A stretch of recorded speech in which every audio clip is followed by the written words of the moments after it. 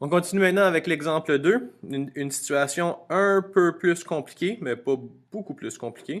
Euh, alors, ici, on va avoir des équations avec une racine étrangère. Alors, n'oubliez pas que, si vous, en tout cas, si vous vous rappelez, je vais juste finir d'écrire.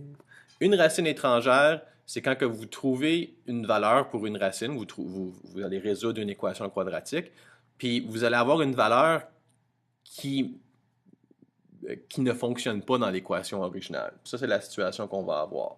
Alors, on va commencer encore avec une équation contenant un radical.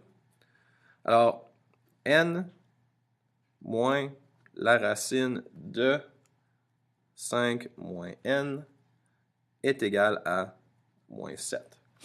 Alors ici, vous allez voir que la situation va être un petit peu plus compliquée parce que maintenant, on a deux variables. On a la variable deux fois. On l'a une fois à l'extérieur du radical, une fois à l'intérieur du radical.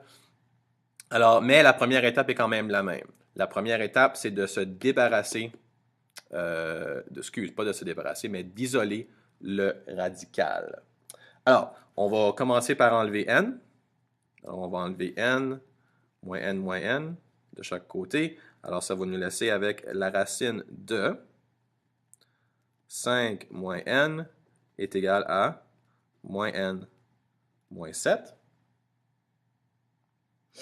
On va enlever le moins 1 ici en multipliant chaque côté par moins 1 ou en divisant par moins 1, ça revient à la même chose.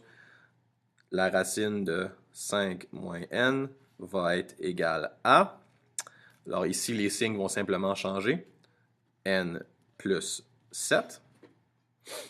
Et maintenant, comme qu'on a fait avant, pour se débarrasser du radical, on met les deux côtés au carré. Alors 5 moins n est égal à n plus 7 fois n plus 7. Et si on développe ça, n fois n, ça fait n au carré. N fois 7, ça fait plus 7n. 7 fois n plus 7n. 7 fois 7 plus 49. Alors maintenant, vous avez une équation quadratique. Alors on va devoir résoudre notre équation quadratique. Et comme que j'espère vous vous rappelez, pour pouvoir résoudre l'équation quadratique, vous devez avoir votre équation en forme générale. Alors, on va tout mettre du côté des variables. Alors, on va avoir moins 5, moins 5. Alors, moins n est égal à n au carré. Je vais simplifier 14n plus 44. Et ensuite, je vais faire plus n de chaque côté. Oups, plus n, excusez. Alors, 0 est égal à n au carré plus 15n plus 44.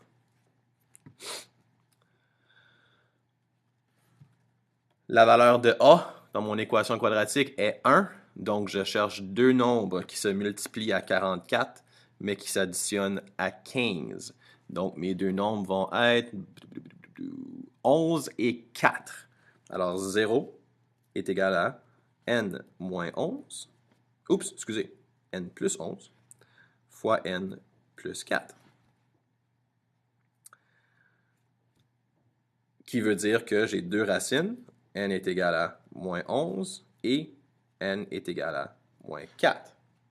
Maintenant, il y a une valeur qui va fonctionner, puis il y a une valeur qui va probablement pas fonctionner. Alors, ce qu'on doit faire rendu ici, c'est tester nos valeurs, les mettre dans l'équation originale pour voir s'il y en a une qui fonctionne puis il y en a une qui ne fonctionne pas. Alors, on revient à n moins radical 5 moins n égale à moins 7. Alors, si je le fais pour n est égal à moins 11 moins la racine de 5 moins n est égal à moins 7. Oups, j'ai oublié de mettre mon moins 11. Alors, moins 11 moins la racine de 5 plus 11 est égal à moins 7. Continue. Moins 11 moins la racine de 16 est égal à moins 7. Moins 11 moins 4 est égal à moins 7.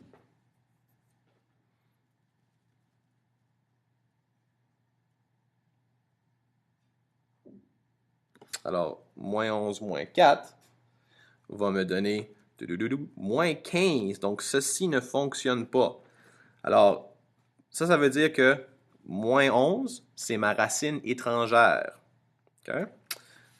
Alors, je prédis avec mes pouvoirs incroyables que moins 4 va fonctionner.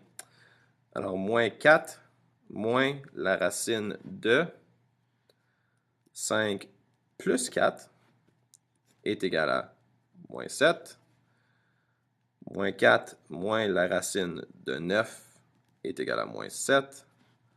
Moins 4 moins 3 est égal à moins 7, effectivement. Donc, ma solution, c'est x est égal à moins 4. Ta-ta-da-da. Oups, excusez, un petit peu croche. Et voilà, x est égal à moins 4.